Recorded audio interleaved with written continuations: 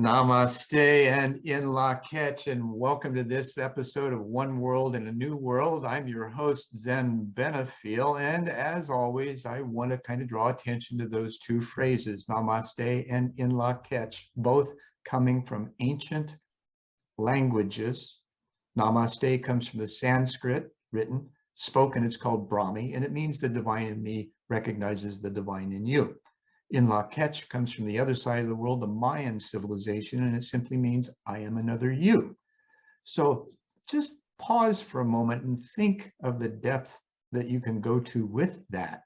And granted, these are ancient languages, right? So why would they do that if it's not important to us too? So just consider that when you're meeting people on the street, in the store, your friends, neighbors, whatever, just kind of pause and reflect on those two phrases for just a moment and then notice the difference it'll make in your conversation and your life. Don't trust me? Check it out for yourself. Test it. Right? So this week's episode, our guest is Simon Karbaron, and he is a consultant, speaker, and visionary. He's a business strategist who deals with conscious leadership, organizational transformation, agile project management. He is a strategic advisor with Authentic Purpose Limited, and he also is a certified change agent with some interesting education from ophthalmology to self-mastery with Tony Robbins. So he's got a wide gamut of experience that's really going to be interesting to dive into. Stephen, welcome. Namaste. Well, enjoyed, having it. We've had a few conversations and just kind of seed the atmosphere for, prep work for today. But let's go back to when you first started noticing this desire or inspiration that you had within you about making the world a better place and how initially to go about doing that from your personal perspective and your efforts in the world. Yeah, it's one I've been thinking about quite a bit recently, and it's something that I was focusing on around my whole leadership journey. And when I was young, and I mean very young, probably about 10 years old, 10 or 11, I was part of a Cub Scout group, and I was one of the founder members, and we had, I think there were 12 kids in the group, and we needed to break into two groups of 6. And because that's how the Cub Scouts work, they have packs of 6. I was one as well. And I was made a 6er. I was one of the 2 leaders, leading one of the groups. This was my first leadership role that I recall. And looking back on several other leadership roles that I've had through my life, and they've been fairly frequent, and I always look at the reasoning why. But one of the things that I noticed about that was that I always wanted to make people have fun around me. I wanted to have fun. And for me to have fun, everyone around me had to have fun with me. There's no point in having fun on your own. So this was something that, at this very early age, as the leader of the pack, as it were, I was already getting into my head, okay, how do I make this fun for everyone else, everyone in the group? And this went on. In college, I was the social secretary. Obviously, that meant that I was, back in those days, we had grants given to us by the government. This was amazing. I had money that I had to spend on making everybody happy. And wow, what a bonus, right? Absolutely. Here was the government, they don't do that anymore. But back in those days, it was like, we need. Well, they might in Bhutan. Maybe, yeah, maybe, absolutely. But here, this was in college. This was like, this was a bunch of college kids. Here's some money, go and be happy. And we were. We had a lot of great times, and and I realized also that you become very popular when you make other people happy. People like you, people follow you. It's a great form of becoming a great leader. I don't know if you've seen that 5-minute clip of the first follower, it's called. It's on YouTube. Simon Sinek. Yes. Yeah, the guy dancing on the hill starts dancing on his own. Suddenly one other person comes, they start dancing together. And before you know it, they've got a pack of people dancing around them and everyone's having fun. And it's all about, if you watch him, he started having fun. But as soon as someone joined him, he had fun with that other person. he joined, he realized he had a follower, but he didn't just lead them. He joined them, he supported them, and he made sure they had fun with him. And then when more people joined, the two of them did the same. And that's what it's all about. That's what I see as leadership, and fun. And I think if you want to have fun, you have to have peace. You don't have fun when you have conflict. Mm-hmm. It doesn't work. So if you want to have fun around you, you've got to have people who are peaceful and understand that it's about connection, not disconnection. It's about love, not conflict. You have to separate those things. And actually, wrong word, separate. We have to bring everything together. And when we bring everything together, it's much more fun. And then what do? We produce better for each other, and therefore abundance comes, and everything else comes out of it. So this is sort of, that was the start of my journey, if you like, and then the realization as I've got older and older that this is something that I really want to focus on, not just leading in small groups and not just being a leader, whether it was in business or throwing parties. I know you've organized a lot of events. I was very involved in the rave scene that started up in the UK in sort of 88, 89, ran a DJ agency. Again, I started having fun at these things and then thought, I need to be putting on parties. I need to be helping create these parties because that's going to be more fun. Absolutely. And truly, you know, let's take it into a very practical and pragmatic arena in business, right? Happy people get more done with less supervision and will outproduce anything that you dreamed possible, given the tools and the resources to do so. Absolutely. Right? They just do it. It's automatic. Yeah. Right. And I don't know why business leaders, well, I have a suspicion that it's because they feel the responsibility, and so that comes in the control issues, right, of wanting to manage things in the best way instead of allowing them to be as they are and supporting them, like the first follower routine, right? There's this, okay, I'm more administrative and leadership and telling you, you know, it's a tell down rather than a grassroots up of okay, we know this process, kind of like DHOC's organization with Visa when it first began. It was chaotic, is what he called it, right? It's kind of a flatline organization that people with self-initiating attitudes and skill sets found their place in the perfect order of what needed to be done, the accomplishment of that. So this is something that actually happens, but there's a great degree of freedom that has to be present in order to do so. And it's tough to allow that to happen when you're driven by a P&L. Yep. Right. And I think the thing behind that, you know, if we get onto leadership and business leadership, I often talk about various parts of my life, and as I say, leadership hasn't just been about having fun. It sort of moved from being a leader of my pack in the Cub Scouts, running parties for all my friends at college, into business, and I was a business leader in very many levels, both in the UK, well, in the UK. And also in Russia. I spent a lot of time in Russia, 11 years in Russia, where I was working in the corporate eyewear side of optical side of business. I was a product director, but I had my own team and several teams working underneath me. So that was a leadership role. And then I left that position when the time was up and set up another company that I was the general director of. So obviously, once again, I was, you know, the leader in the business sense. Now, I want to draw attention to that. So that is a phenomenal accomplishment in and of itself. Now, you were also doing something else simultaneously that really turned into a much more fun atmosphere and allowed you to garner sponsorship and travel around Russia in performing. So tell me about that. What was that like? And what did you learn about the Russian people? Because right now, there's a lot of concern, right? And always has been from America. You know, we've been taught that Russia is an enemy, blah, blah, blah. My wife is from St. Petersburg, Russia. And I think your wife is from Russia as well, right? So yeah, there's a whole different side that is not being shared that maybe we can broach that just a little bit here. Absolutely. You know, I think first of all, before we get on to that, one thing that I will state is that I am totally anti-war, totally anti-conflict. So what is going on for whatever reason is not the solution. So what's happening right now, that doesn't mean there's not reasons for it, and that doesn't mean that we have to look a little bit deeper than the rhetoric that we see on the news and that's fed to us, whether we're this side of the situation on the West. And also I know from friends and family in Russia what they're being fed and the information they're being fed. The news that we're fed, as you know, by governments is often very, very small snippets. Shall we say biased?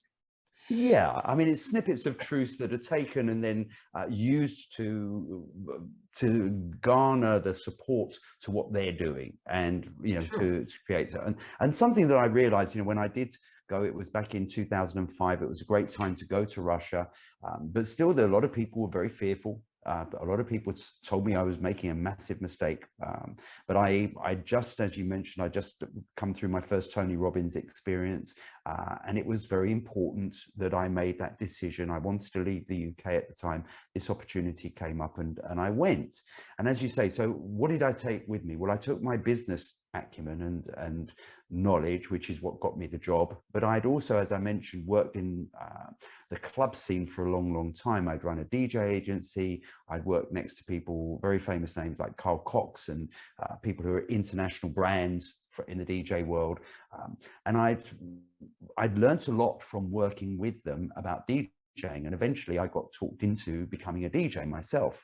Now, I'm not going to say I'm anywhere near their sort of level, but I'm proficient, let's say.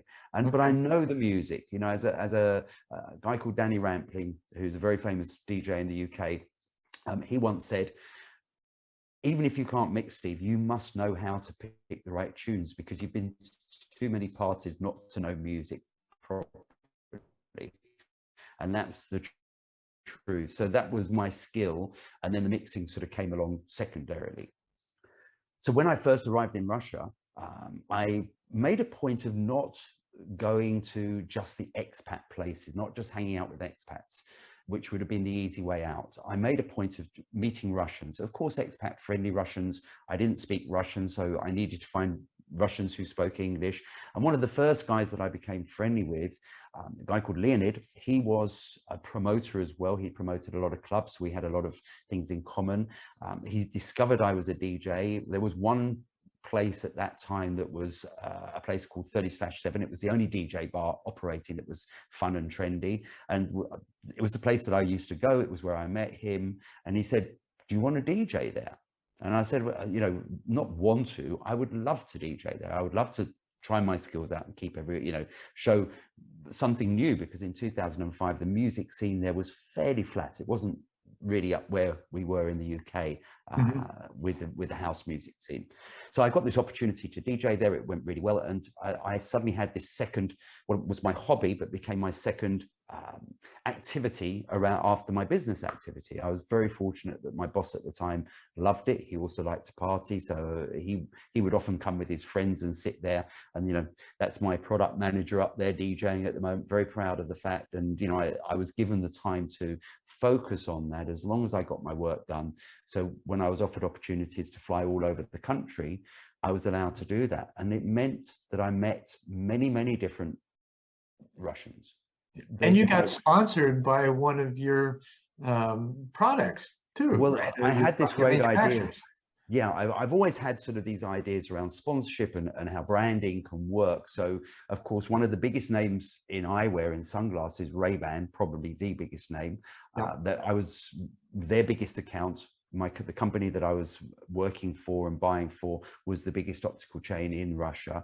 So I was a very important person to them. So when I had this suggestion, and I said to them, when we sell in some of our regional stores, no one buys Ray-Ban. No one's heard of the brand. And I've got this opportunity. There's a friend of mine, he was setting up this Ibiza.ru. So he was bringing people from Russia to Ibiza. I said, there's a great opportunity. He's got some people, they want to do these parties around Russia marketing Ibiza. Why don't we tag on to it? advertise Ray-Ban, give your products away, and we can go outside of, we can do some stuff in Moscow, but better still, we go outside of Moscow into the regions and we market the brand Ray-Ban and we make it famous. And of course, this is what happened. So I was being flown all over the country. I mean, literally to, you know, as far afield as Vladivostok and really just all over the country. We were doing these big events, but the sponsorship that they gave was nothing compared to what they got out of it, because all we were going to the best clubs in every city. They had the best promoters in the city, and they just saw this branding, this American branding coming in, and the Russians love American brands. And they will, you know, we would sometimes, I'd arrive at the airport and you're driving into the city and you see all these banners across the street with my name and Ray-Ban's picture, and, like, you know, advertising the party we were playing at. It was quite surreal, to be quite honest. Oh, no doubt, no doubt. You know, you drive through town and you see your face, you know, that's 10 times bigger than normal, it maybe more, right? And it's just it strikes awe in your being, I would think, especially, and honor, you know, that you're that well thought of, and that you're able to do the kinds of things. And I would offer, so let me ask you this: in your state of mind and the ideals, the notions that you held about peace and its development, how did that play out through your DJ experiences? And were there any particular things or any moments where you had conversation that really made a difference to yourself and others? I think probably more so in the UK, when, you know, during the rave scene, because it, you know, very much 1989, 1990, that period in the UK was very much like the 60s was in America. You know, we called it the summer of love. There was a lot of stuff going on. There was great parties, and there was this real love of music. But what I really recognized, and some people will say, okay, narcotics were involved, which, yeah, they were, but it was what it was, right? Yeah, but for me, narcotics only boost the feeling and the spirit that you have. So when you're going somewhere, you know, if you're depressed and you take narcotics, you get more depressed. Yep. If you're in a good mood and you're ready to party and have fun, they'll boost the atmosphere of the party. And what was happening, obviously, the discovery of ecstasy. And the thing that I noticed was not so much in the clubs. I mean, the clubs were great, the parties were great, the raves were great. The security actually was mainly run, a lot of the security was run by a football firm. When I say a firm, this was a group of people who supported a team called West Ham United. They were known as the Intercity firm, and they ran a lot of the security in London. And they also brought that atmosphere back into the football pitches. Now, the UK was famous for having football hooliganism. Oh, yeah. What I noticed, if you look at what happened in 89, 90, and for a few years, that whole hooligan element sort of disappeared. Because while the government didn't clamp down on the ecstasy that was going around, people were popping pills on the terraces. And instead of, like, wanting to fight with the opposing supporters, they were sort of making chants, having fun, and the whole atmosphere changed. And it was something that I realized, that actually this was a movement for peace. This wasn't just about music or kids having fun. And, you know, I suppose it was the same, as I say, in the 60s, when you had this whole hippie revolution and everyone was off their heads on whatever. But actually what they were doing was connecting with something outside of the world that was telling them what to do. Correct. And when they did that, when we do that, we connect with peace, because actually that's really what we all want. Absolutely. And I think any rational human being would agree with that. What happens is, and you and I both, we found ourselves together because of Live and Let Live, and the introduction of that through a mutual friend. So there's got to be, as you say, there was evidence of a practical and pragmatic result that happened through unintended consequences, right? You didn't know. You were just enjoying yourselves, and because of that, it trickled through back into a population, and attitudes and behaviors changed as a result. And you were able to observe that. Maybe not everybody could, but those who were looking probably did as well. You know, you've got to look before you see something, right? So how, you know, and this is a tremendous, even opportunistic time that we're in right now to refocus on the efforts of peace and what it really takes to do that. And as you're speaking about things, you're talking about the football firm that is primarily based on aggression, right? On the football field, right? The people aggress towards each other. This is the nature of football and other sports as well. And it's also seems to be what's been allowed in our laws and our legislation that allows countries to aggress on each other. And when you're enjoying yourself, you're having fun, you're being peaceful, aggression is the farthest thing from your mind. So why do we still allow it in our society? And this is what Live and Let Live came about in so doing. It was actually founded by a lawyer's firm, a defense lawyer's firm. And the idea was that, okay, we've got laws that still promote aggression and that allow it in many forms. So why not just do what's necessary and address it at that level? So, because that's the, you know, the taking care of the problem happens at the lowest denominator, right? And that would seem to be the lowest and toughest because people, they don't know how to challenge the law. You know, they get in a courtroom and they're afraid by design, I think.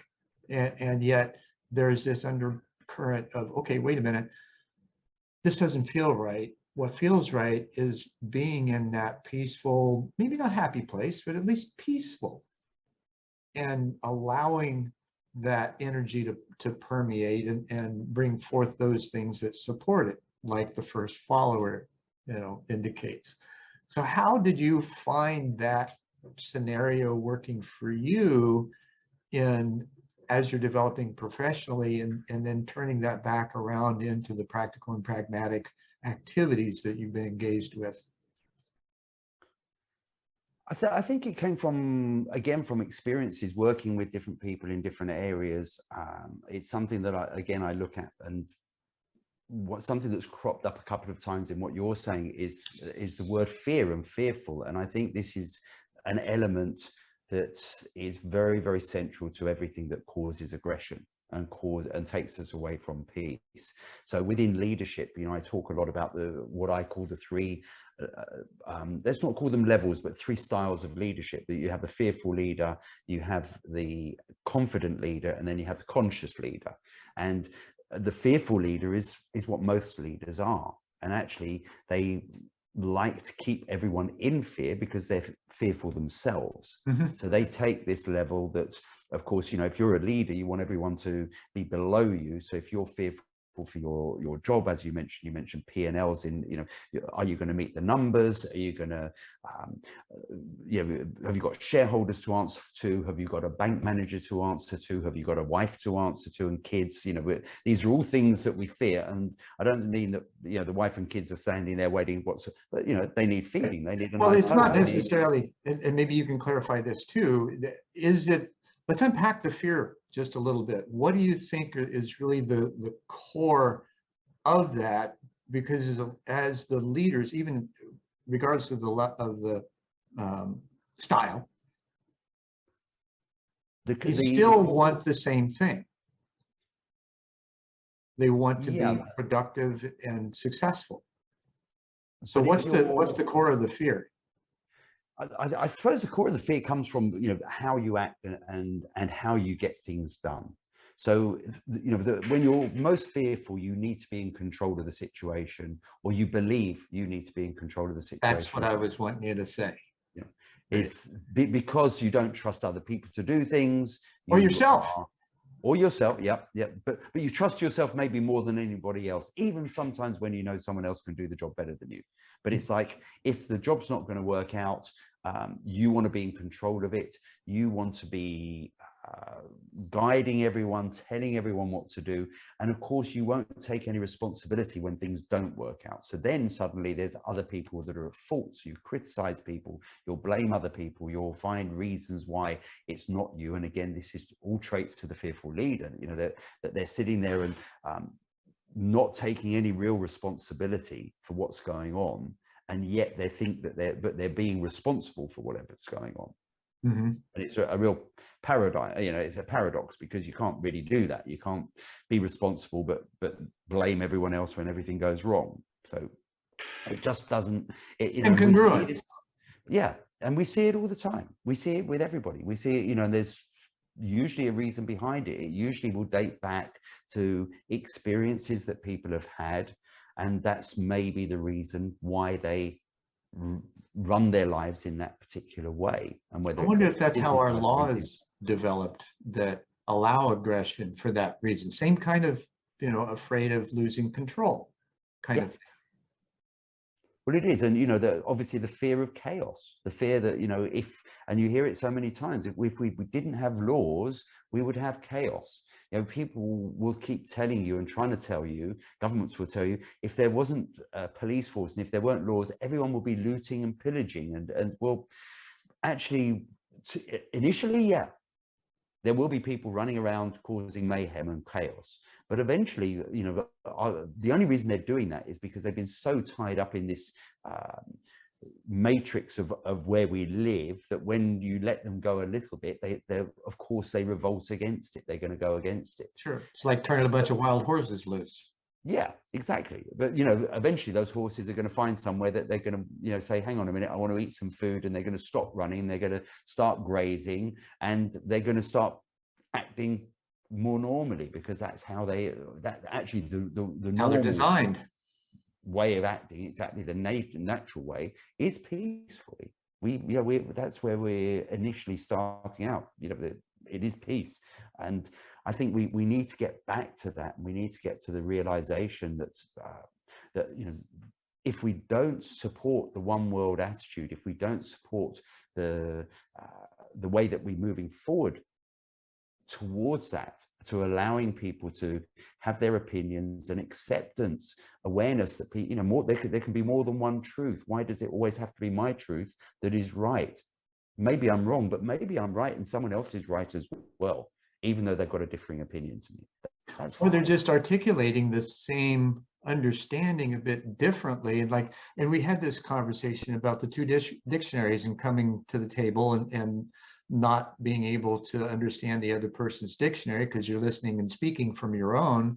And until you do understand the other, then there's this constant misunderstanding that we perceive as conflict. Yeah. Right. And so then we aggress instead of hitting the pause button and saying, wait a minute, Covey's fifth principle, right? It is to seek first to understand and then be understood. So when we flip that and put ourselves in the other person's shoes and really try to understand them, everything changes. Yeah. Yeah. And that is, at least that leads to the question about what was the second style that you mentioned? Confident. Okay, yeah. So that leads into the question about what's a confident leader to you, and how do you see that being reflected?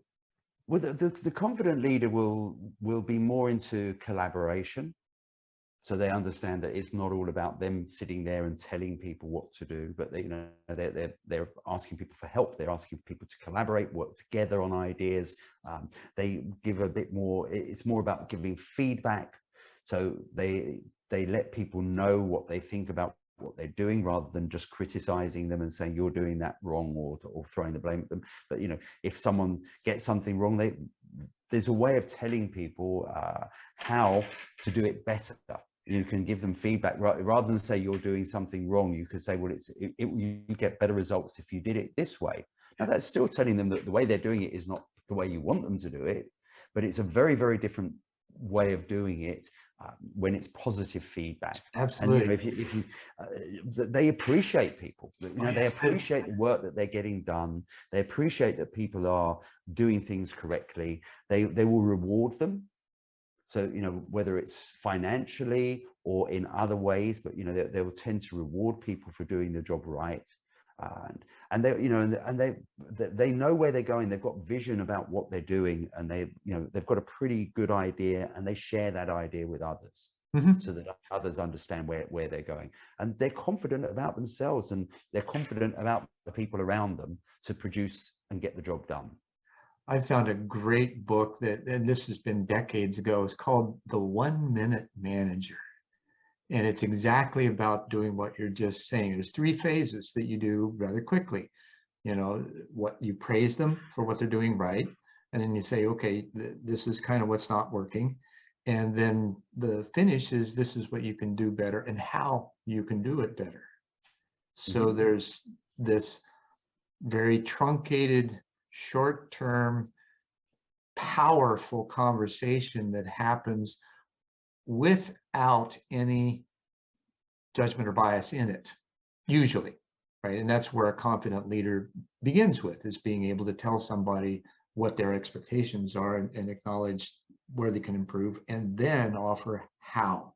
Because we can tell somebody, oh, you need to improve this. Well, okay, if they knew how, then maybe they would. And the fact that they don't know means maybe you ought to help them. Yep, absolutely. Absolutely. And it's so important, and you get much, much better results that way. People feel trusted, people feel valued, and they want to do a better job. When you feel valued, you want to add more value. Right. There's a difference there between that offering as a genuine gift, as opposed to the fearful leader would be micromanaging instead. Yeah. So what's a conscious leader about then? Okay, so this is the next level. This is where we go to the next level. So if you take, okay, so instead of appreciating, instead of saying that's a job well done, instead of appreciation, we use gratitude. It's the next level up. Because if someone does a job really well and you appreciate it and say, that's a great job, you've done a really good job, or you come and say, thank you so much for doing that right. Thank you for doing, you come with gratitude to people. Oh gosh, the please and thank you. Well, didn't we learn that in kindergarten or before? Right? We did, but we don't. How the heck do we forget that? We don't use it properly, and and it's all about authenticity to start with. The conscious leader is authentic in everything they do. They step aside. They realize when someone can do the job better than they can, and they give that job to them. That they're happy to support, and not just support, but actually encourage and get people to even better, to give them not just support, but give them further education to help them build. They're never fearful of losing their position. It's not about, so many leaders are fearful that, well, I'm not going to send you to that course because that means you'll know more about that subject than me, and that means that I'm not as good as you. Well, that doesn't matter to the conscious leader. The conscious leader wants you to be better at that. Right. Because they haven't got the time to be everything. They need people around them. They understand that they build teams around them that actually are better than them in everything that team does. The thing they're best at is that leadership role, being an authentic leader. They know how to connect with people at a very, very deep level. So, they have empathy. They, what you mentioned before about understanding the other point of view. And I think that's a word that's never used or very rarely used in business. And I get pulled up sometimes when I use it. They're loving. They love what they do. They love who they do it with, and they love who they do it for. Now, if you bring that into everything that you do, of course, you do it much, much better. You become better at what you're doing, but of course, people feel that love. They feel that attraction. They feel what you're giving them. And what do you want to do when you're loved by someone? Do you want to hurt your best? You want to do your best. You might fight them sometimes. You might have differences of opinion. I mean, we've all got, mums and dads or brothers and sisters or other people around, or people that we do, who brought us up or we lived with, or our best friend or whatever. And we could, we'll say the worst things to them. But when you really love someone, it doesn't really matter, because you go beyond that, and you would still do anything for them. You would, absolutely do everything for them. So when a conscious leader is showing love to the people around them, and people feel it, so it's not just saying it, it's actually doing it and being there and supportive, and they can feel that they want the best for them. It changes the whole dynamic of the leadership role from someone that's, they're not even needing to be followed. It's a little bit going back to that first follower. What happened to the leader, the first person who was followed? Did he have to be there anymore, or would they have all carried on dancing? He disappeared into the crowd, but what he'd set up was still going on, whether he was there or not. Right. So the truly conscious leader doesn't even need to be there anymore. And they don't care, because what they set out with is, and it's not just vision, but they have purpose. They share their purpose. And that is what leads everybody. Everyone buys in and aligns with the purpose and then follows that purpose. And of course, once you do that, there's no leadership necessary anymore. Everyone leads themselves, and that's really what you want. We want everyone to be their own leader. We want everyone to lead their best lives. I always say this, I once had someone said, yeah, but not everyone's a leader. I said, well, everyone leads their lives. We're all our co-founder with law firm, Mark Victory, says, you are the iron-fisted dictator of your life. Right? You make your choices, you control everything in it by how you think, feel, what you choose to do, your money, your property, your love life, whatever. You're in charge of that, and you ought to be. That's free agency. We all have that. We just don't allow ourselves to actually feel the power of that in the choices that we make because of various outer circumstances that we want to believe to be true, evidently, that diminish our ability to be happy, to perform, to feel free, to share that, to feel the love first, and then to be able to share it, because that has been, I don't want to say looked down upon, but definitely with the aggressive types of politics and government and laws and things of that nature, we feel bereft in the ability to do it because of that. And now that's changing, especially coming out of COVID, where now we've had the global opportunity to feel the wrath of fear and the obsession on self-hygiene and sequestration. And the flip side of that, the paradox, if you will, is it was a golden opportunity. There was a silver lining in that gave people the opportunity to say, wait a minute, this doesn't feel right. And then to start asking questions. And as in speaking with my wife at the beginning of our lockdown session, I said, I really hope this obsession on self-hygiene and sequestration gets people to turn inward, because that's kind of the result of what this kind of behavior mod does, is it eventually turns really personal. And so you have to self-examine. Well, that in itself is a challenge for many, right? Like you were talking about, the fearful leaders, like, no, I don't want to deal with any of this, right? I just want to go hide in my corner and pretend that things are okay. Yep. So how many people did that? Well, unfortunately, probably the majority of the planet has. And now there's this gradual move out of that, which is going to take time. When you have that kind of a lockdown, we can't expect things to return back to any kind of normal in a short amount of time. This is going to take perhaps even a decade to move out of effectively. And so let me ask you this, how do you see that happening in your life, the events that you're witnessing, the processes you're involved with, the people that are doing things toward that effort, and what you see as being some, at least immediate evidence that it is happening?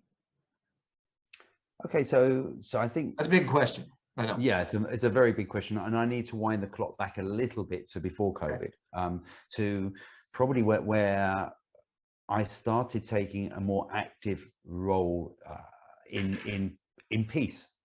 So I made a decision that I wanted to be a catalyst for world peace. It was at a time, it was actually at a Tony Robbins event where we brought around about 1,000 Russians to a Tony Robbins event in London. I was with the, I was actually had the good fortune to set up a group called Meet Partners that brought Russians to events outside Tony Robbins events in the UK and Europe. In fact, anywhere in the world outside of America. And we were, my partner, who I started it up with, and his wife, Gil, and Katya Petzel, they took the job on and they did an incredible job. And they were bringing thousands of people to these events. And I'm still an ambassador to it, but that sort of stopped because of COVID. But we were at an event and we were talking about what I've done around Tony Robbins, and I talked about some of the things that I've done. I'm not going to go into it too long, but we came up with, what do I want to do for the next 10 years? And I said, I want to be a catalyst for world peace. And then Gil introduced me to another guy who, a year later, at another Tony Robbins event, who was a guy called Michael Carlholm, who spent time working with the Dalai Lama. He's absolutely a very, very peaceful soul. And we connected on a very, very deep level. And he took me under his wing and saw that actually here I was, this businessman who'd always set things up and always been a leader and done these great leadership roles. And what I wasn't doing was actually, I was caring and doing for everyone else, and I hadn't looked inside. And he gave me this, this tonic, if you like, of meditation and, looking inside and coming to peace for myself, with myself first, and the realization that that was important. So he set you up for the self-isolation and sequestration state, huh? Well, absolutely. But the funny thing was that it was at the same time that I got into, there's a thing called Global Union of Scientists for Peace, which is something that I discovered online, and they talked about transcendental meditation. So I booked myself on a course for transcendental meditation. And then in between, he came up and told me about this group called ECAM in India, and that a lady called Preet Haji was coming to do a thing called Field of Abundance in Germany. He said, come along, it's going to be amazing. All you have to do is pay for your flight. I will get you a ticket. And we ended up getting like front row seats and met everyone involved with it. And I became very involved with ECAM. I've been to India to see them. I've done a lot of work with Preet Haji. And what I realized is this whole idea of oneness and consciousness starts within. And of course it starts with him, because I think we had this conversation before where we said 50% of life is out there, what we perceive and what we see as being outside, and then the other 50% is what's going on inside in our minds, because actually nothing happens without a thought. As I know, as I'm being a qualified optician, I understand that everything we see is not what we perceive we see. We get two pictures, they're upside down and they're slightly different. The brain fuses them together, turns them the right way around and everything. So all of this stuff is going on within. So there's a lot of things that, so when we start to think that way and understand that, well, if we can become more peaceful within, of course, that will affect everything outside. It will change the resonance. And we are, in my mind, we're just energy. We are just energy fields walking around in looking for that harmony of the inner and the outer. One of the blessings I've had in my life is the engagement with the bizcatalyst.com group, or bizcatalyst360.com is the website. But they have a weekly, what they call a friendship bench. And there's sometimes just conversation about being better humans and the how to. And today's conversation was about your truth, my truth, and the facts. And as the facilitator was talking, it occurred to me that, and it came so quick and I had to write it down. It was the evidence of truth is the bridging of inner and outer realities in some kind of flowing reflection, right? Because there's this constant observation of where we have our attention, intention, and interaction that actually achieves our vision, our mission, our life purpose, or what have you. And like, you and I both are like, okay, we know we're here to help establish this new world order of harmony among people and planet. The one world thing you mentioned earlier, there's a lot of fear towards that. in the majority of the population because of what the globalist ideal has presented to it and the way they've gone about in trying to achieve it. That doesn't mean they don't have the same intention of what they think is best for humanity, right? However, they don't ask humanity what's best for them. They don't ask the universe or infinite intelligence or that consciousness that we all inhabit.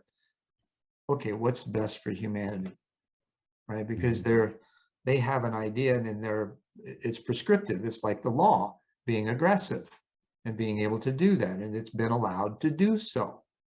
So the pulling back from there, saying, hey, wait a minute, guys, I understand that you're really wanting to do the best. However, have you really considered this or possibly that?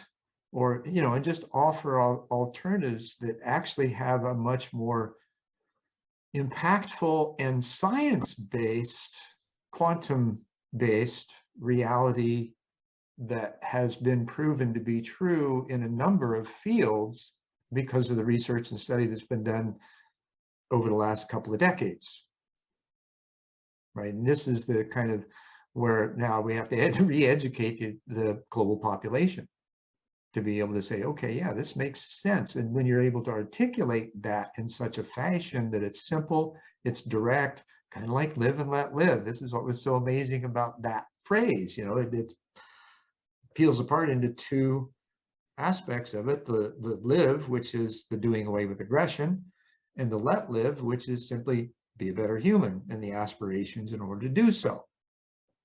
So those two things, you have a legal and moral code that actually dovetails into each other and allows people to be who they are as long as they're not aggressing. Do whatever you feel makes you happy. That's your free agency and your right. We have no reason to impede or impose on that. So why do we? It doesn't fit with our belief system or our idea of morality or whatever. That's okay. I'm not telling you how to live your life, so why should you tell me? It's good to give advice when you have questions. So what are the kind of questions that you would think would be appropriate to kind of nudge that along? And what have you found those to be for you, and how that ripples through your own environment? I think the questions that I've asked myself, and it's come up with everything that's gone on in my life, that there's been times of conflict for sure. And there's been things that, and I've looked at it, and as we get older, we ask those questions. We look back on our lives and we ask what worked, didn't work, what's better and what's worse. And hopefully we're of the mind that we start learning the lessons, let's say, because we all fall down and we have to get up. Sure. We need to learn the lessons of our mistakes. There's nothing wrong with making a mistake. In fact, we're all going to make lots of mistakes in life. That's part of living. The funny thing is, the more mistakes you make, the better you learn, or the more you're possibly able to learn. Yeah, but it's learning that lesson. It's not doing the same thing again. It's not repeating what we know doesn't work, which actually makes me wonder why people go to war, because we know it doesn't work. It never has. It's never brought peace. It's never sort of resolved anything. So why do people do it other than for financial gain and control and things like this? But so these sort of questions I've asked myself: what's worked for me? What's made my life better? What's been beneficial? Do I have to go? And I still make those mistakes at times, but I make less of them and I learn better from them. So it's about this sort of stepping stone, and I'm absolutely of the opinion I'm not perfect. No one is. The world is not perfect. This is why I see and do my best never to judge, because when we judge, we're actually putting ourselves into a position of conflict immediately. So it's really important to be able to step back, and I have to do this sometimes. I'm getting lessons from people every day, every time I'm in meetings, whether will be with you and Chuck yesterday, whether I'm in a meeting with a very good friend of mine, Celia Peachy, who's talks all about alchemy, and we all have lessons to learn, and people who teach us whatever it is, taking that 10 seconds to breathe. I learned this yesterday with another. Anthea was telling us, I was with Chuck actually, and we were learning about just taking that bit of time out for a moment, because as soon as we do that, which is something I know already, I mean, it's just reinforcing what you know, of course. But when you do that, when you take that couple of seconds, a few deep breaths, think about other possibilities, other solutions. What is the alternative to going into conflict? What are you going to gain by going into conflict, and what are you going to lose? And is it worth it? When we look at those things and we take a little bit of time out and reflect on it, we start to respond instead of react. Mm-hmm. And reaction comes from history. Reaction is something that we've done before, and usually it hasn't worked. It's just repeating the same old things that don't work. Whereas responding is taking a little bit more of a conscious view of what's going on, understanding sometimes the different position that other people are in, as maybe the West should be, going back to the Russia situation. If they were empathetic with what's going on in Russia and how Russia feels and its historical situation, maybe things could have been different and wouldn't have ended up in the situation we're in.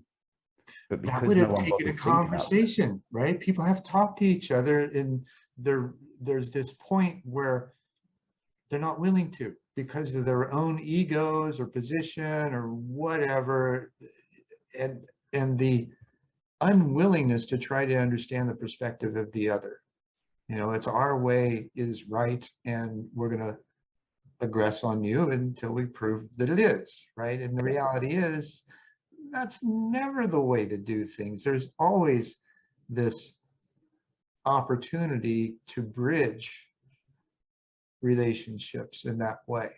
Now, do you find that there's two sides, or two views of harmony, if you will? One is like this state of utopia that people kind of like apocalypse, right? They think it's the end of the world, but it's not. It actually means uncovering knowledge, right? Which is just that dichotomy is just, I find, really bizarre. Same with harmony. You know, some think that you say harmony is like the peace, love, and harmony generation, and how that was kind of seen as just woo-ish, and yet. And there's another side of it where harmony is actually the management, effective management of chaos. Where do you see that understanding evolving in humanity now, or even within you? I mean, for me, there's several things around that, and it's interesting you bring, because for me, I often talked about balance, you know, with the yin and the yang, the masculine and feminine, not male, female, masculine, feminine energies, and all of these balances. Everything has to be in balance. But of course, if you think about balance, you think about scales, you know, It's of still course, things bipolar. change. Yeah. So what happens when they go out of balance all the time because things are changing, and then you're sort of, it's a little bit like if you see those guys spinning plates. I mean, they're running around frantically trying to keep all the plates up because everything's changing, and keeping them balanced is not very easy. Whereas if you get into the word harmony, actually harmony, you have to have a minimum of two distinct different energies to create a harmony. Because a harmony is bringing two things together or more. You think of an orchestra and you've got lots and lots of energy being played, all the different instruments being played, and the conductor gets them in harmony. If they go out of harmony, it sounds absolutely awful. And so it's all about staying in harmony. And just as our bodies are instruments, we don't know how to tune yet, let alone play together in concert. Absolutely. And right? bring them the illustration the first follower has in that. So, and I think, and this is it, you know, this is something that I know when I was DJing a lot, you know, if I would go and I could, as you say, I mean, I would go to some far-flung cities in Russia, and I would be with people I've never met before, and I had no idea about them, and they had no idea about me. But you start playing music, and that brings in the harmony. So then the energy starts to connect. And you can put an awful song that no one likes on, and you'll clear the dance floor. You know, you've got to be, as a DJ, you've got to be ready for that, because then you're going out of harmony. It's like, oops, wrong one. Okay.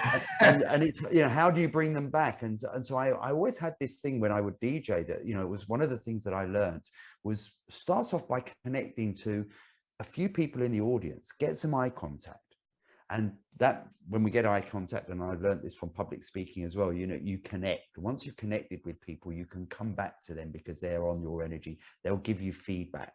Right. Vocal, you become verbal, a transceiver at that point. Absolutely. Absolutely. And once you've got that connection with people and because we're all one, this is the thing, we are all connected anyway. So when we disconnect from people, when we try and do something that breaks the harmony, when we get connected, we start to bring the harmony in, and then things flow in a way that whether it's music, it sounds right, whether it's conversation and people agreeing or whatever.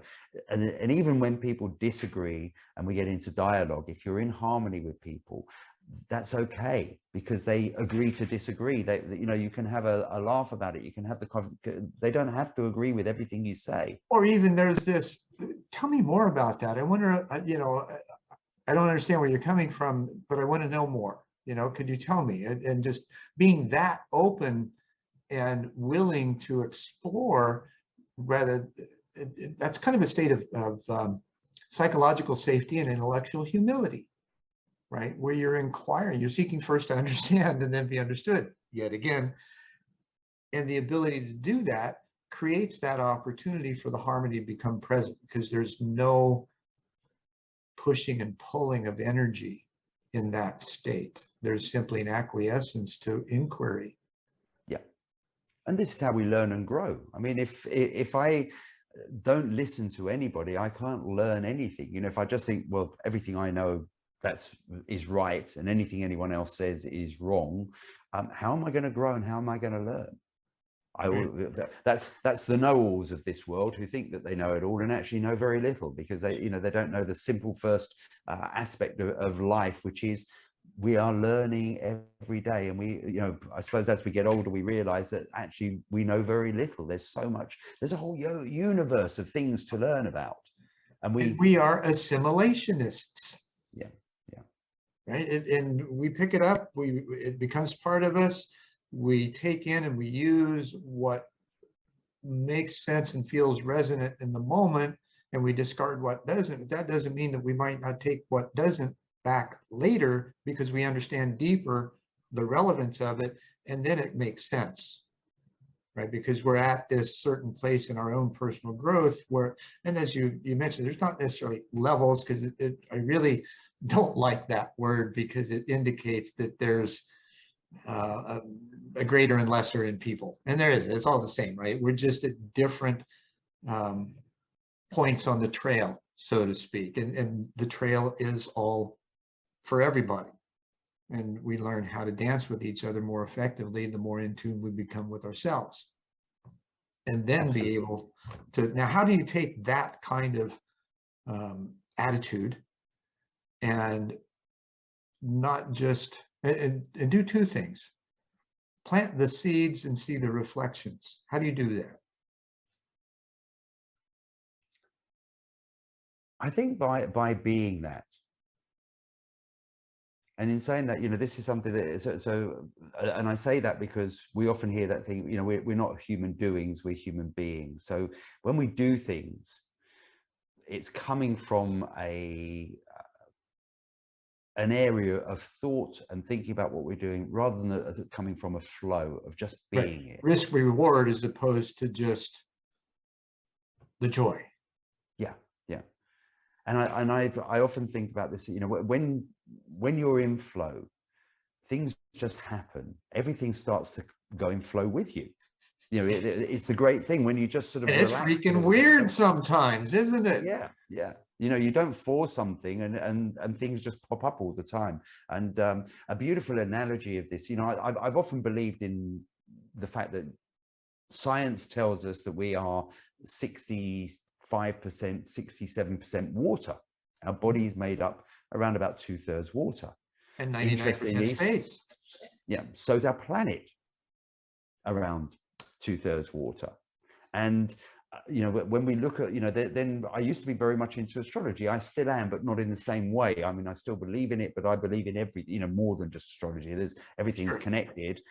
But when I was studying astrology, I used to say to people, yeah, but of course astrology works, because look at the monthly cycles of moon cycles and how that affects the tides, and how that, how this affects the water in the planet, and then take men and women. Now, women actually have a slightly higher percentage water than men, and they have a slightly stronger monthly cycle, as we know. You know, they go through, but men also have their monthly cycles. You know, this is, no one actually sees that, but we also have our monthly cycles.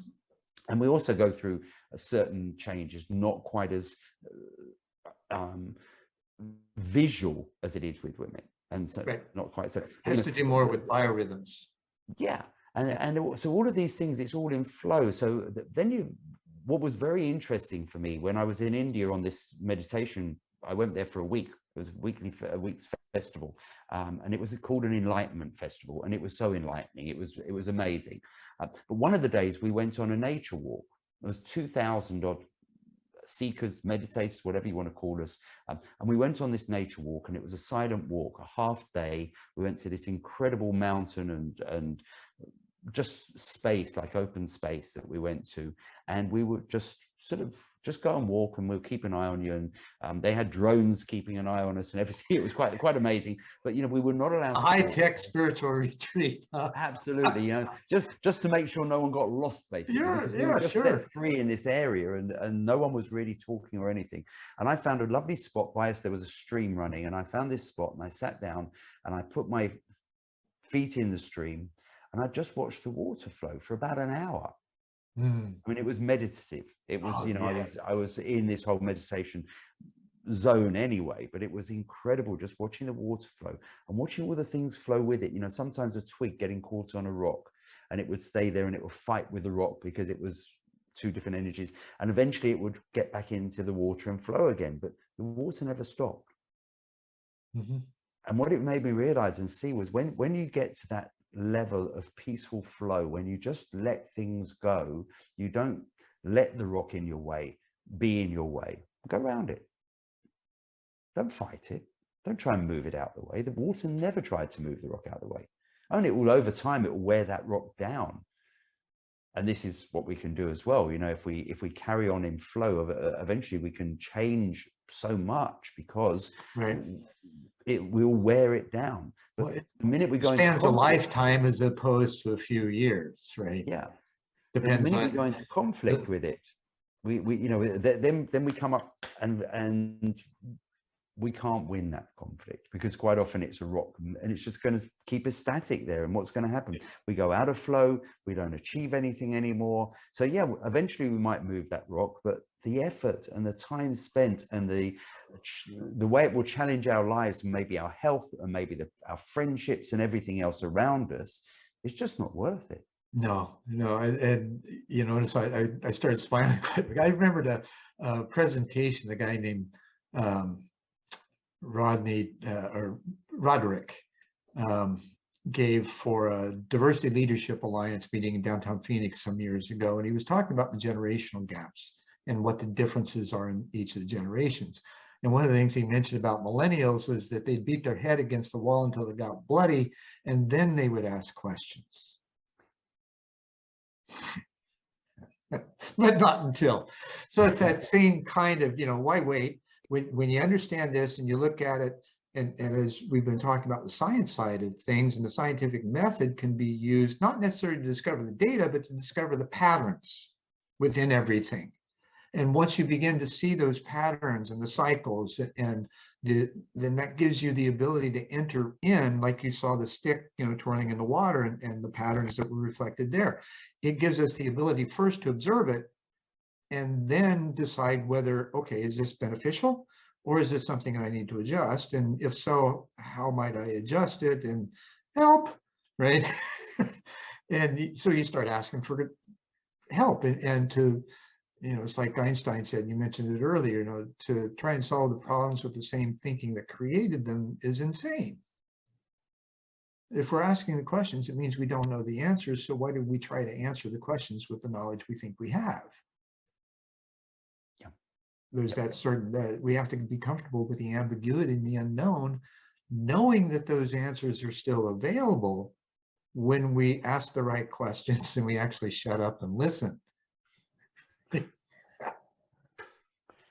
Exactly that's the tough part, right? Because how often that people ask the question that they believe they already know the answer to, and just not that they're trying to catch people out, but they want to see, oh, are you going to give me the same answer? Are we aligned with our thoughts or whatever? And that's not really a great question. No, that's looking for confirmation bias. And are you willing to test your beliefs to the point where you're asking how to destroy them, first of all, and then look for what actually stands as truth within them? Yeah. Now, how do you accomplish that? Because I know we've had some conversations about this kind of thing before. How do you dig deep and test your truth?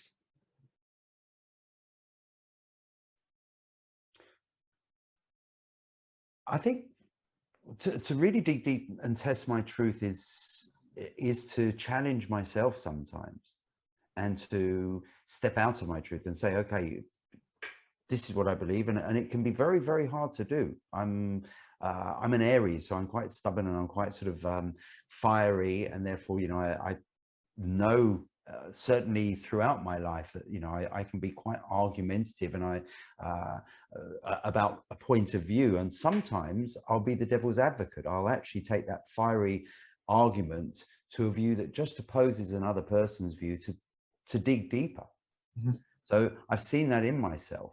And so sometimes I catch myself going down the rabbit hole of arguing and putting a point across that I don't even really believe, but because I want to, maybe I'm trying to reaffirm the other direction. Well, sure, you have to test again, and that's exactly what it perceivably indicates that you're doing, is you're testing your truth, because you're willing to take that opposing view and whack away at it. Yeah, and it's an interesting situation you get yourself into sometimes, because then you start believing the opposite to what you believe, and which not because, but which cannot be bad, because then you open up that there's another, as we said before, that there's more than one truth. Yeah, it's not always as clean cut as black and white. It's not that easy. There's always a gray area. Truth is often rife with paradox. Yeah. And it's not just opposites, it's actually both things are true simultaneously, depending on your perspective of where you're looking at it. Yeah. This is where that idea of harmony comes in, and the management of those things to where you can be still, observe them, and then determine at a gut level what feels best, and then operate from there, rather than, that's a nice thing about another ancient philosophy, which is what everything was called before science was instituted in the 14th century, right? The knowledge or the ability to move through those states of being in your body more. The first, the second, and the third brain is how the indigenous called it, the gut level. And science has proven now there's a lot of neurosensors there, the heart level, and then finally the head. Well, most of us live from the shoulders up. We don't know that our body's an instrument, let alone how to tune it. But at a gut level, that's where the vibrations connect. And indigenous people have known this forever. We've just now finally found that reflection or that proof in science as well. So now we can accept it because there's scientific proof that determines it. It's interesting how we, our faith and trust in things is often not loving, right? Well, yeah, this is where the expression, the gut, you get a gut instinct, and that's an expression we've been using long before people suddenly said, you know what, there's probably a brain in the gut, and it's not instinct, it's thought. It's another process of thought or of knowledge. It's a sensory device that we have, and thought has nothing to do with it because it's pure sense, it's vibration. Yeah. And based on what we feel, we process it in the heart to decide whether it's desirable or undesirable. That's kind of the Taoist framework, right? And then take it up to the head to decide what's the best choice in working with it, if we choose to, or whether just to leave it alone and let it play out. Yeah. Sometimes that's the best that's thing. where the thoughts and perceptions all develop up in the brain, but the instincts are down in the gut. And as you say, the love flow, the way that we deal with things for right or wrong comes probably from the heart, but the thought, which is our perception. That's how we decipher, determine, this is the computer that deciphers the information and categorizes it. Depends on how we program the computer to do so. And that's a choice that we have that we don't often recognize we do.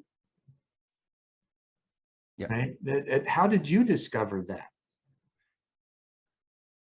I suppose I'm still discovering it. I think Great answer. I think I really am still discovering that, that through experience and experiences, through reading and speaking with other people, all of the but I would say mainly through experience, through going beyond being told what my experience was. And when I say that most of our perception, and I'm a great believer that perception is all about other people's experiences, and we judge everything based on what we've been told, whether it's by our parents when we were very young, our peers as we were growing up and respecting their opinions and views more than our parents any longer, by our governments and our teachers at school. They all put in the rights and wrongs of what we believe and perceive to be. And everything that happens to us, all our experiences, become perceived in that way. So, if you're brought up in America, you've got a different perception to life than someone who was brought up in the Soviet Union. Mm-hmm. And yet, we found that out. Yeah, absolutely. Marrying my wife, from St. Petersburg, there was a lot of things that, we had virtually the same understandings, but we presented it differently. So it sounded initially like we were saying different things, but it was the cultural nuances that made it seem so. And once we worked through that, which was sometimes an arduous process, and yet well worth it, because that's when you meet someone and you feel that resonance to begin with, you lock into it. And then in relationships, and then you start dealing with all the nuances that often come, or at least your perception of, oh, there's a conflict here, or oh, that doesn't feel quite right. And so, but you don't ask for clarification or to dive in, or you feel confident, secure enough in the relationship to be vulnerable enough and authentic in the questioning of, well, what do you really mean by that? Right. And that, or, that when you said that, I felt a little wonky with it. And I know that wasn't your intention. What did you, or I believe I know that wasn't your intention, right? Because when you're in love, it's never your intention to harm your partner in any way. And yet it happens because of things we say and do unconsciously in the most part. So what we're doing is we're bringing those unconscious things to light so that we can be more conscious and operate more fully in the present. Yep. How have you experienced that? And what advice could you give to others for being able to do that in their own lives? How have I experienced what exactly? The willingness to be authentic and vulnerable when there's a feeling that something's a bit wonky. And I say wonky because I don't want to make it right or wrong or any judgment or anything like that. There's just a sensation that you're uncomfortable with. Okay, so I suppose having experience, and I think one of the biggest experiences for me was going to live in Russia, because it's still Europe. I was living in Moscow most of the time. It's still Europe. There's a lot of similarities, but there's a slight offset, as you're experiencing, with your wife. There's slightly different culture. There's slightly different way of seeing things, and it's coming to that acceptance and coming to the understanding that actually it doesn't really make a difference to have to prove your side right or that they're right. You don't have to agree with them to accept them. And I think, actually living in that situation for 11 years I was there gave me a lot of awareness around that, and changed how I thought about things in a big way. And, when I left there and I've come to Spain now and I'm living in Spain, which again is another cultural difference. And it's, again, you have to sort of say, this is not this is not done to harm me. This is done because it's a different perception. This is done because there's a different culture. This is done because it's not against me.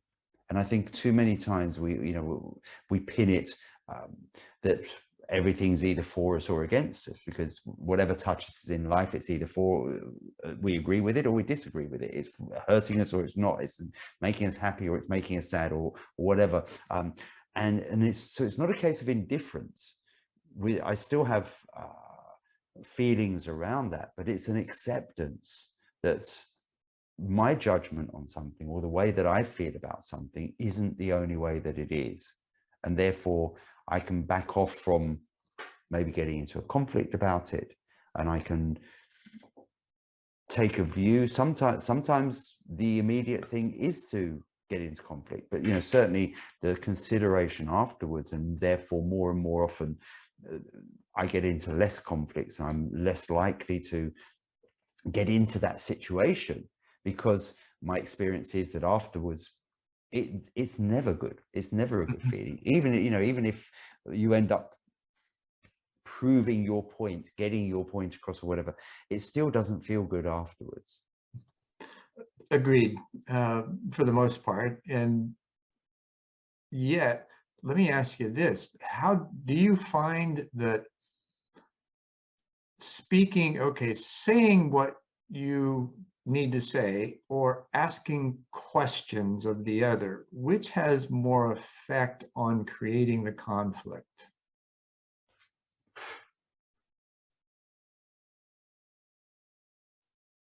I think saying what you need, saying things, because I think when you ask questions, if you can become an active listener, that is, so when you ask a question, you need to listen to the answer, and you need to listen to it with an open mind.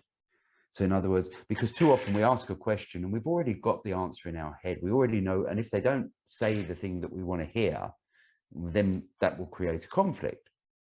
But if you can ask a question with an open mind to getting an answer that might not be what you want to hear, and rise above that and move up, take it on board and then move forward, the best way that, find a solution then to moving forward in a way that will work with that answer that you've heard.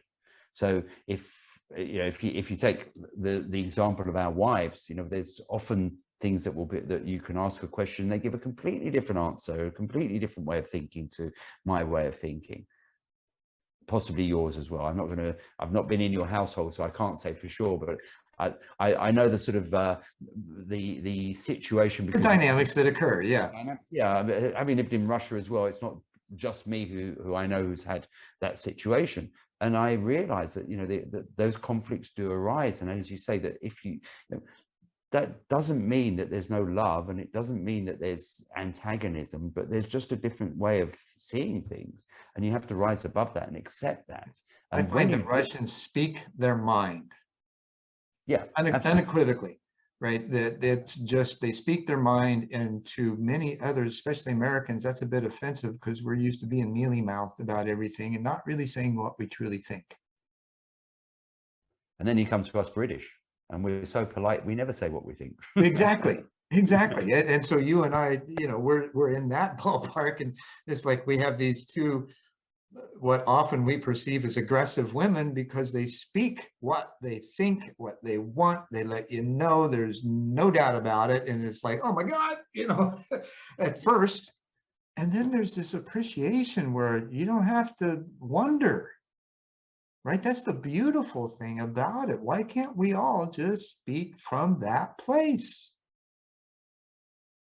But it's how we're brought up, It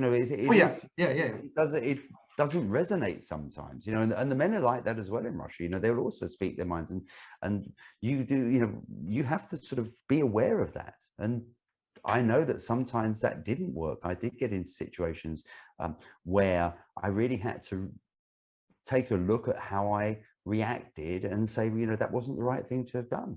Mm-hmm. And maybe I didn't act in the right way because I didn't understand what was really being said or what was really being done. So this was, but it's step by step. You can only realize you've made a mistake. You can only yourself up after you've fallen down, you've made a mistake of misunderstanding, then you've got to look at it and say, okay, what did I miss? What didn't I get there? Right. What was really meant and what was really being said, and how was that different to how I understood it? And therefore, how can I now develop my responsiveness in a different way the next time that happens? Right, exactly. Stephen, this has just been a wonderful conversation. We dove into the depths of places that don't often get explored, or don't often get explored enough. And I really appreciate your time and your energy and your consciousness, and you're willing to go there and talk about this stuff and share it with others, because it really needs to be done. And I thank you for that. No, thank you. Thank you for asking the questions, and thank you for inviting me along and sharing this time and energy, and you know, getting our chat in harmony, because I think, you know, again, we are two different energies. We're from, also, I'm from the UK, you're from America. As much as we think we all speak the same language, and I don't just mean the words, because the words are often different, but, you know, there's always I've traveled in America, all over America, and even from state to state and place to place. We had this chat yesterday with Chuck about the New Yorkers being very different, but, you know, it's not just the New Yorkers. I've been to Arizona, I've been to California, I've been all over the place, and people are different, and the same in Russia, and to be honest, the same in England. You go across, you know, people are different, and yet we are all.